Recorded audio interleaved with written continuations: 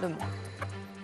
Gouffre, fiasco, les actionnaires du Crédit Agricole ne mâchent pas leurs mots pour qualifier les investissements hasardeux de l'entreprise en Grèce. Aujourd'hui, ils redoutent la contagion. Julien Gasparuto, Joy Banerjee.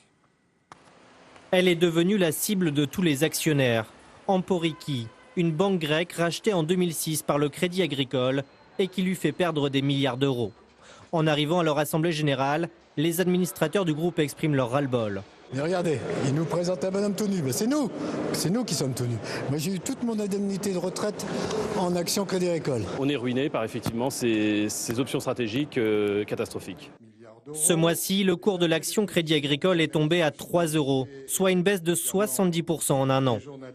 À la tribune, les dirigeants du groupe sont attaqués de toutes parts, mais ils assument leur position.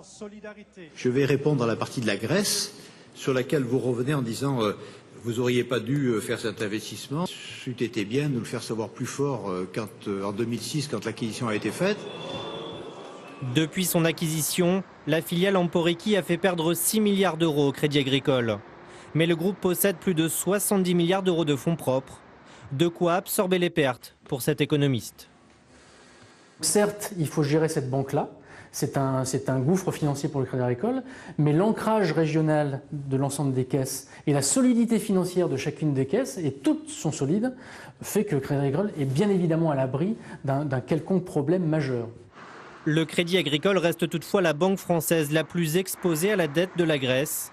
Et si le pays sortait de la zone euro ou faisait faillite, l'enseigne pourrait alors perdre 7 milliards d'euros supplémentaires.